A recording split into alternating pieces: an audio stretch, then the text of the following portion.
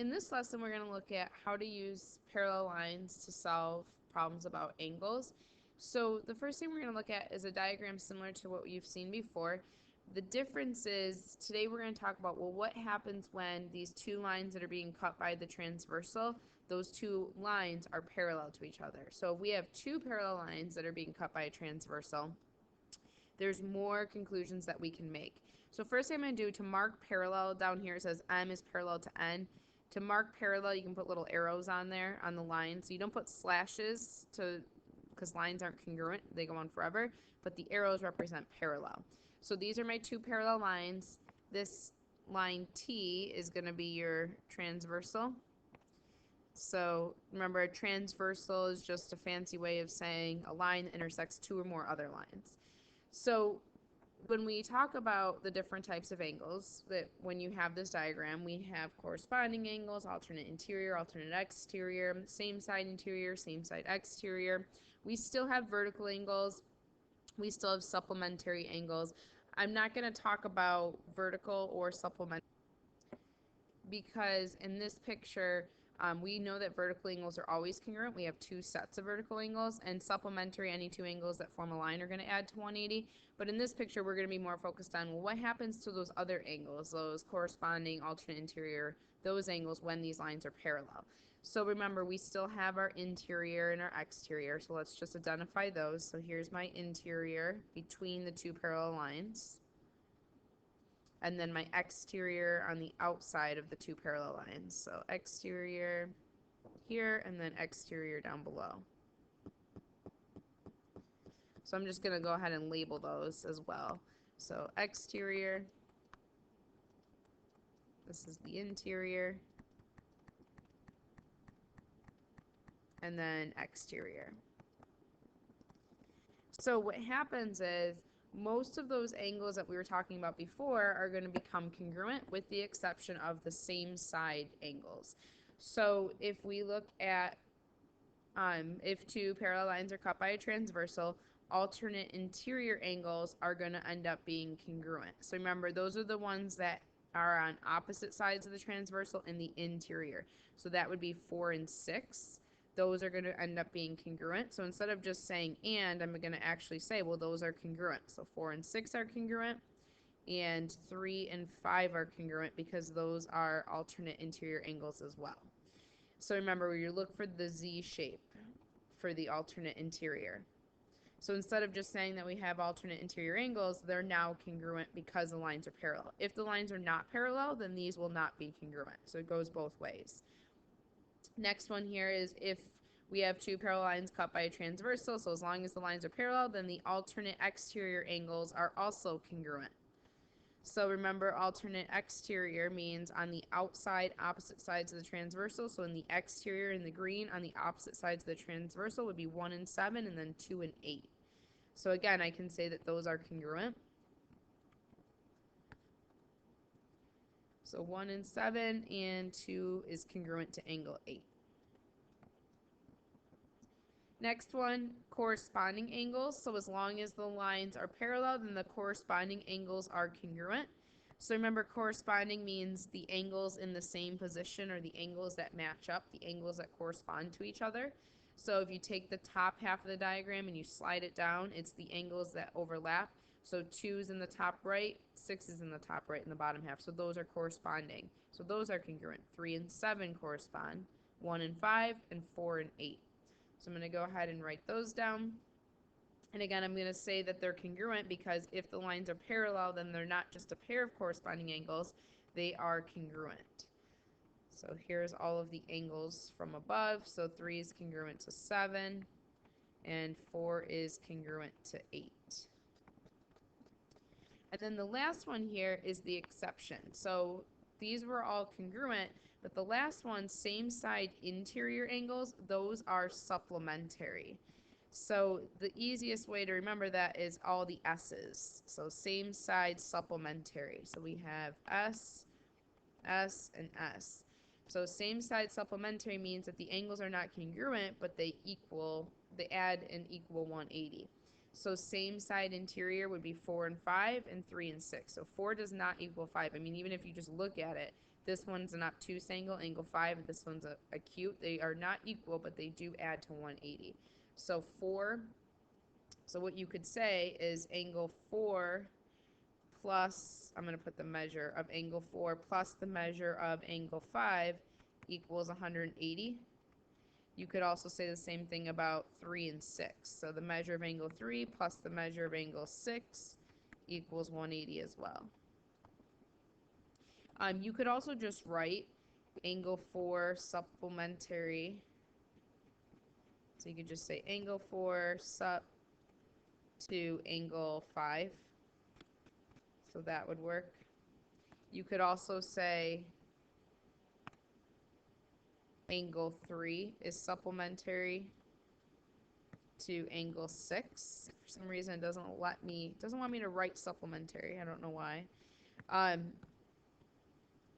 So angle 3 and angle 6 are supplementary, and angle 4 and angle 5. So either way, these mean the same thing. So the last one's not on here, but same side exterior angles are also going to be supplementary. So let's just add that down below here. So I'm going to kind of shorten it up. I'm going to say parallel lines. So that's the symbol for parallel.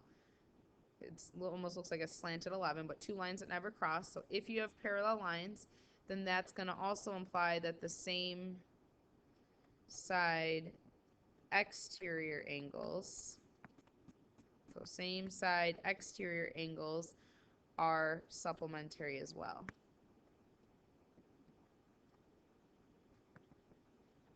So basically, anytime you have the same side angles, they're going to be supplementary. So same side exterior are going to be 1 and 8, both in the exterior, and 2 and 7. So 1 and 8 and 2 and 7. So I could say angle 1 is supplementary to angle 8, and then angle 2 is supplementary to angle 7. So that would be one way to write it, but again, you could also add them up to 180. Same thing. So let's look at some practice problems. So if you go to the next page, we have some practice problems to look at. And what we're going to do is we're going to write out our reasons, and we're going to look for what's the relationship here. First thing you need to know, though, is that the two lines R and S are parallel. So in all of these diagrams, those two lines are parallel. These should all be labeled R and S, and they're not. So just make sure that you know that they are parallel. If they're not parallel, then we can't make any conclusions other than to say, oh, well, there's a pair of alternate interior angles or a pair of alternate exterior, but you can't say they're congruent unless you have the parallel. So it's very important that knowing the lines are parallel. So first thing I do is I look at what's labeled. In this picture, I look at the 3x and I look at the 87. They're in the interior and they're on opposite sides of the transversal, which means they're alternate interior angles. And since I'm given parallel lines, well, the conclusion becomes if you have two parallel lines cut by a transversal, this is the short way of saying that, parallel lines, that implies that you have congruent alternate interior angles. That's your reason. So because those angles that are in the diagram are in the alternate interior angle position, I know they have to be congruent because the lines are parallel. So now I can just set these two angles equal. So 3x equals 87, and solve for x. So divide both sides by 3. So you get x equals 29. So that's it. We move on to the next one. The next one, you look at the angles first of all. These are on the outside, and they're on opposite sides of the transversal, so those are going to be alternate exterior angles. So I'm going to say parallel lines, because you have to have the parallel lines, implies that we have congruent, so you can only say that the angles are congruent because of the parallel lines, congruent alternate exterior angles. So that means those two pieces have to be equal. So I can go ahead and I can set these two things equal to each other. So 3x minus 10 equals 125. Bring the 10 over. So I get 135. Divide both sides by 3. So you get x equals 45.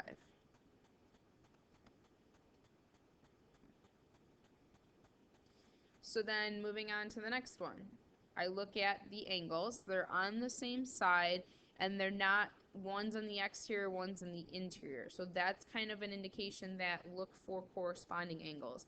When they're both on the same side and they're not either both in the interior or exterior, the only option you have is corresponding.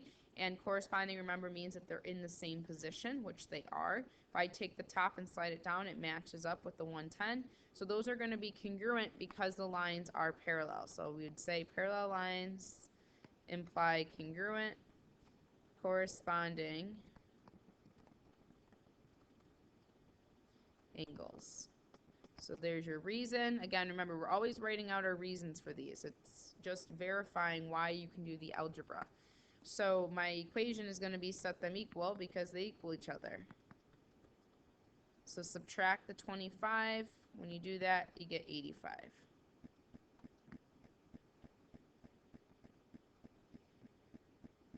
The bottom row here, first one, look at the type of angles. So they're on opposite sides in the interior, so alternate interior.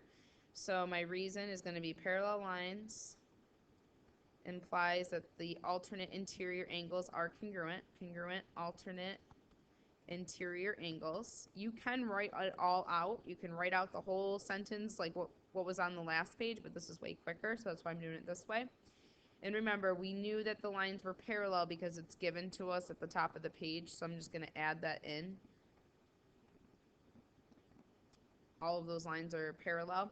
So these are congruent because they're alternate interior angles, so set them equal. So 2x is going to equal 6x minus 144.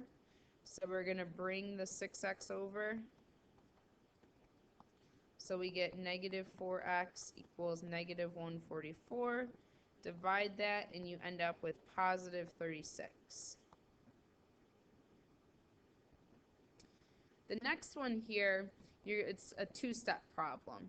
So when I'm looking at this next one, I look at one's in the interior, one's in the exterior. They're on opposite sides of the transversal. So they can't be corresponding because they're on opposite sides of the transversal, and they can't be they can't be interior or exterior because one's in the interior, one's in the exterior.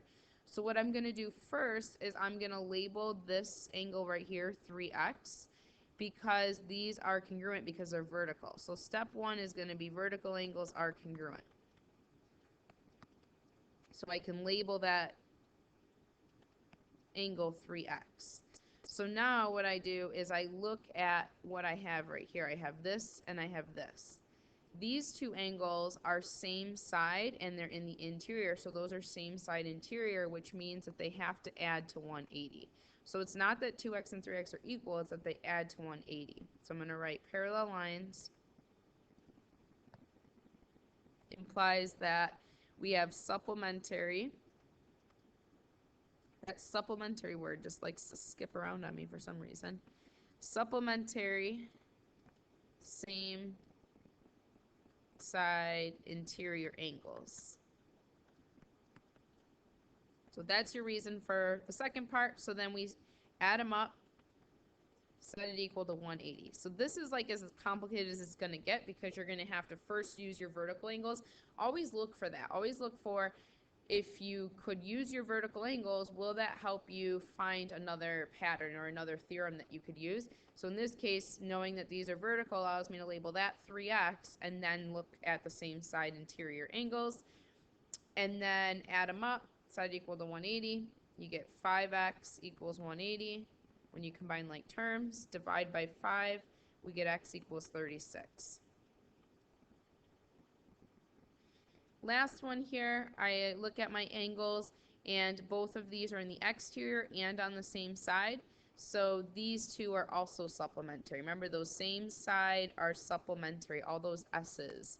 So parallel lines, because the lines are parallel, that's why they're supplementary. So parallel lines implies supplementary same side exterior angles. So that's my reason, and then I add them up, set it equal to 180. So we have 4x plus 12 plus 2x minus 12 equals 180. combine like terms, so we get 6x equals 180 because these 12s cancel. So divide by 6, and you end up with 30. So that's it for that. Now keep in mind, you could have also used the vertical angles here. I could have labeled this angle right here 4x plus 12, and then this one would have been 2x minus 12 because those are vertical. And then I end up with same side interior, which are supplementary as well. So either way, even if you use the vertical angles, you would have ended up adding the two angles and equaling them to 180 because interior same side are supplementary, exterior same side are supplementary. So you end up with the same thing.